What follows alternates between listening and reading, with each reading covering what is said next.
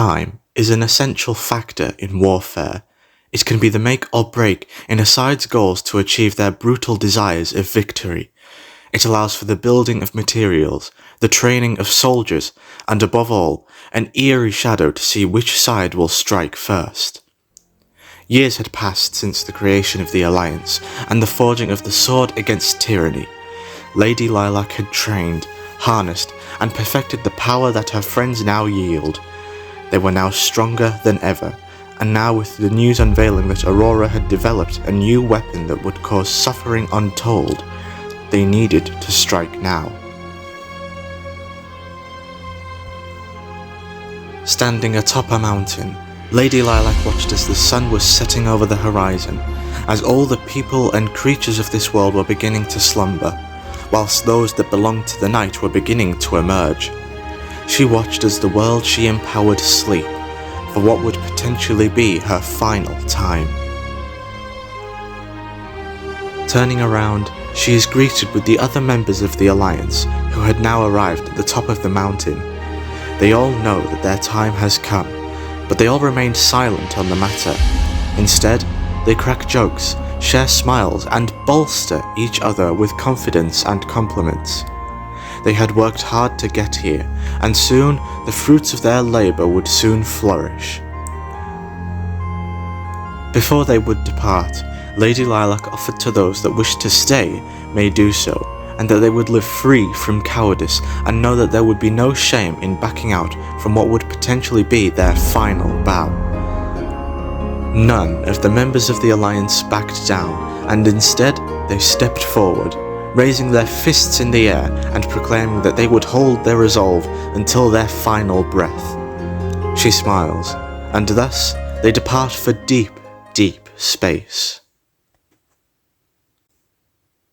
They arrive at the dead space, a point in creation where the walls of the universe ended and all that remained beyond was extinction. Breaking through the boundary, they look onward into the distance, where there lay their ultimate test of strength, the very thing that Lady Lilac had told them many tales of, but this was their very first time seeing it. The Celestial Symphony, and inside, the castle that was home to a power-hungry tyrant, the Akagi. Arriving upon the outskirts of the galaxy, they look on toward the castle, its sheer size daunting, as the architecture was unlike anything the Alliance had ever seen before. Even for Lady Lilac, with this being her second visit, still could not comprehend what lay before her. An array of gold and white shades formed the castle, a stark contrast to the decaying, decadent, and dystopian factories that lay all around them. Death and smog filled the air, making the stench unbearable. To their surprise, all was quiet. Aurora would have known the split second they left their galaxy, and yet all that lay before them was silence.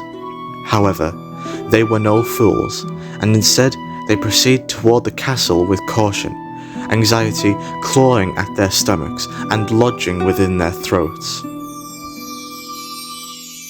They were halfway to the castle gates, when suddenly, the hair on the back of their necks stands to attention. They all share the same look, turning toward their comrades to verify that they all sensed it too. They turn around in the blink of an eye, weapons drawn and body and mind at the ready. But to their surprise, it was not who they expected. Inconspicuous and nearly unnoticed, Luna Stelliferus stood before them, silence looming over her. Lady Lilac steps toward her, calling out to her. Luna did not respond. Instead, she kept her head low. No one could see her face. Step by step, Lady Lilac draws closer, until she stops right in front of her. She reaches out, until suddenly her hand snaps back as a shriek is heard before them. They all turn to face the origin, and there beholds a haunting sight. A staff-like weapon impaled right through Fedona's heart. She stands there, words failing to form as a singular tear is shed from her eye. Cupping her hands to the wound, she looks back up to her family one last time before she falls, never to rise again. This reveals their embodiment of hatred, Aurora Stelliferis, standing proud as an ear-to-ear smile widens across her face. A roar of laughter erupts from the Mad Titan as she glows a bright and burning golden orange. Her true power is revealed, and her wings stretched outward. She lunges for Lady Lilac, whilst both Luna and now Helena band together to take on the other members of the Alliance. The fight for the fate of the universe had begun. Valiance was displayed throughout, as it seemed the ego had clouded the sisters' opinions of their opponents. They re-evaluated, and with the combination of their arcane abilities, they began to damage and stagger the members of the Alliance. Lady Lilac focuses all her rage onto Aurora, her moves flowing with a mixture of grace and anger, all whilst Aurora continued to smile, taunting her the entire time with words that knew would get under her skin. And at the same time, a cry was heard. It was Drakidas. However, it was not he who was mortally wounded, but Aristus instead. He too had been slain. Lady Lilac watched on in horror as now two of her friends had fallen. Anxiety and worry now struck at her heart, wondering if she had failed her friends in their training, and instead of coming to claim victory, she had instead brought them to the slaughterhouse. Using this moment of distraction, Aurora uses her power to push Lilac away, far enough for her to turn her attention to the remaining members. Mercy did not exist in Aurora's vocabulary, as one by one she hacked and slashed, blood spilling across her face and armour, all whilst the same dastardly smile remained. Lady Lilac watched on from afar as she rushed to get back and join the fight, knowing that with each second she struggled meant another member would die. Isao, Takao, Drakidas and Zenoa all dealt what damage they could, but in the end, it was all in vain. Ivadon now stood alone, the three almighty Celestials standing before him. Closing his eyes, he accepts his fate. Until another shriek is heard. This time, however, it came from Aurora. Lady Lilac had sliced her hand clean off as Aurora's weapon falls to the ground. Struggling in agony, her sisters rushed to see if she was alright, and whilst that was taking place, Lady Lilac turns to Ivadon. She tells him they must make great haste to the castle and find the Galactic Archival Room.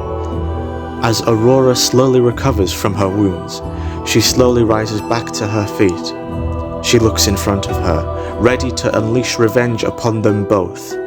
But to her surprise, they were no longer there. Instead, to her horror, she sees the gates to the castle wide open. Haste could not describe the urgency and speed at which they were both moving at, their breathing becoming sharp and raspy with each step as adrenaline kept them from slowing down. Taking each corner sharply, they eventually find themselves at the archive. A titanic thud from Lady Lilac brings down the door as they enter the room. Lady Lilac places the door back and uses her power to mend the lock, buying them precious seconds. They look onward. The room was a near dark void, only visible from the gargantuan holographic light that displayed the universe before them. Every star, galaxy, nebula and planet were mapped. There was no corner left uncharted, no stone left unturned.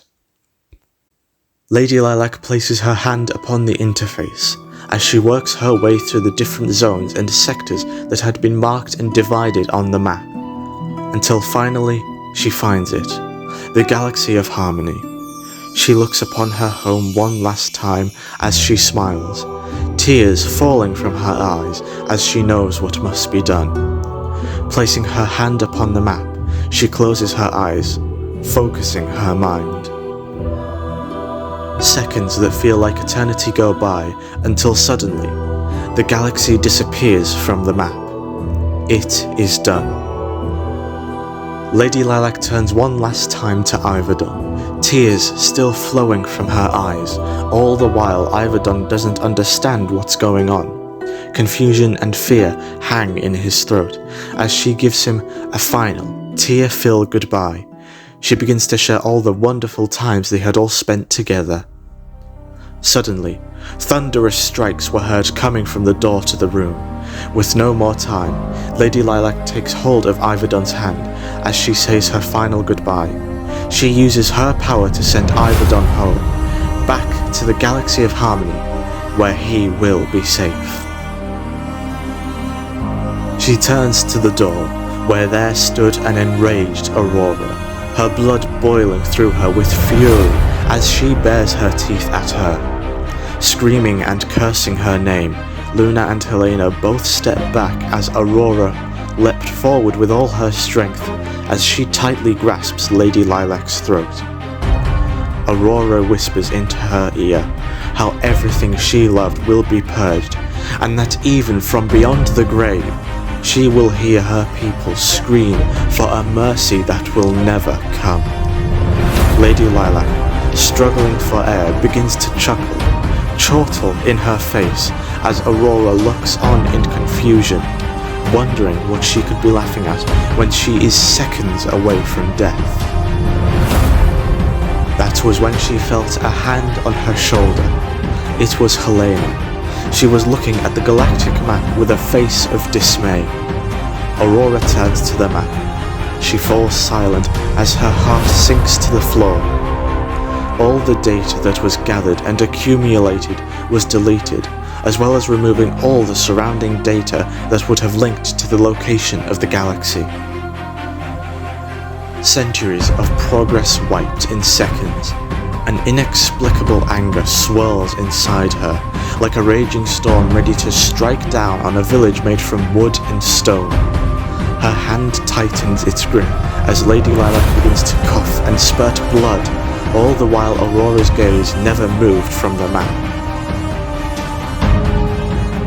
What was mere seconds felt like a lifetime to Lilac, as her death was an excruciatingly slow and painful, until finally, the edges of darkness were closing in on her as she breathes her last, never to wake again. Aurora loosens her grip as Lilac's body slumps lifelessly to the floor as silence fills the air. But it wouldn't last for long, as suddenly a titanic shriek bellows and howls from Aurora as she lets loose the rage she had built up within so powerfully that the entire castle begins to shake and pieces begin to break off. Luna and Helena stand helplessly at what to do, both knowing that in this moment, nothing would bring her back to her senses. It seemed that from this fight, everyone had lost. Reappearing just seconds later, he is still filled with the panic and anxiety from all that had occurred. Looking around, he slowly begins to recognize his surroundings as he now stood alone amongst the plains of Vanaheim. Alone, cold and afraid, he has no one to talk to release his sadness from within as tears swell and fall from his eyes. He screams in agony as all he once knew and loved had been taken from him. They had all lost, and it seemed that all hope had vanished. But he knew this could not end here. He had to forge onward in the name of the fallen, in the name of his family. Solitude hangs in the air as he slowly walks on into the distance, wondering where he would go from here on out, as it seemed Iverdon would begin a new journey of his own, and only time would reveal the road ahead for him.